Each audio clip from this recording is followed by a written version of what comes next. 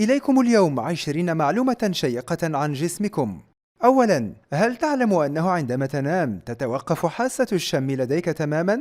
هل تعلم أنك إن كنت من الأشخاص الذين يحلمون كثيراً أثناء النوم فأنت محظوظ، لأن ذلك يشير إلى معدل ذكاء مرتفع لديك؟ وهل تعلم أن عينيك ترى العالم رأساً على عقب، وأن المخ هو من يقوم بتصحيح الصورة؟ وهل تعلم أن الدماغ يشكل 2% فقط من وزن الجسم، لكنه يحتاج إلى حوالي 20% من الأكسجين الموجود في الجسم، وإلى حوالي 15% من أداء القلب؟ هل تعلم أنك عندما ترتجف في البرد الشديد، فإن ذلك سببه إفراز الجسم لهرمون إيرسين، والذي يحفز الجسم على تحويل الدهون إلى حرارة؟ وهل تعلم أن الكائنات الحية التي تعيش على جلد الإنسان أكثر من البشر الموجودين على سطح الأرض؟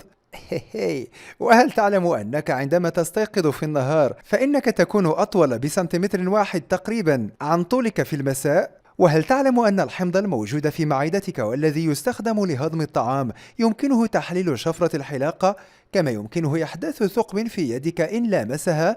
وهل تعلم أن العرق بطبيعته ليس له رائحة، وإنما يكتسب تلك الرائحة الكريهة عندما يمتزج بمخلفات البكتيريا الموجودة على سطح الجسم؟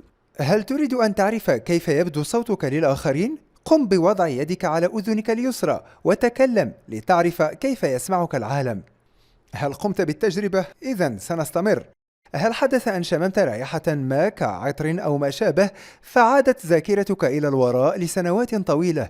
يحدث ذلك للبعض، وسببه هو أن الدماغ قادر على تمييز آلاف الروائح المختلفة والاحتفاظ بها لمدة طويلة. هل تعلم أنه في شبكة العين توجد حوالي 137 مليون خلية حساسة للضوء، ويتغير السائل المحيط بالعين كل 15 يوما؟ وهل تعلم أن الإنسان العادي يحتاج إلى حوالي 7 دقائق ليغط في نوم عميق؟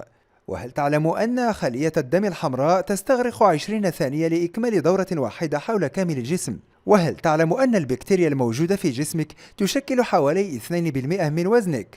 وهل تعلم أن وجه الإنسان يحتوي على عضلات أكثر من أي كائن آخر، حيث يوجد 22 عضلة في الجانب الواحد من الوجه؟ وهل تعلم أن الإنسان يفقد حوالي 18 كيلوغراما من الجلد خلال فترة حياته، وتتغير طبقة الجلد كليا للإنسان كل 30 يوما تقريبا؟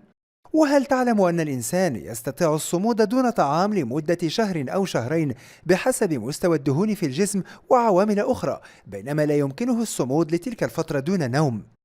وهل تعلم أن جسم الرضيع يحتوي على 300 عظمة، بينما يحتوي جسم الإنسان البالغ على 206 عظمات فقط؟ هل تدري ما السبب؟ السبب هو أن بعض العظمات الصغيرة تندمج مع بعضها البعض خلال نمو الإنسان. وأخيرا نختم بهذه المعلومة التي ستجعلك تبتسم دائما. هل تعلم أنك تحتاج لتحريك 17 عضلة فقط لتبتسم، بينما تحتاج ل 43 عضلة لتعبس؟ إذن أرح بعض العضلات المتعبة وابتسم للحياة.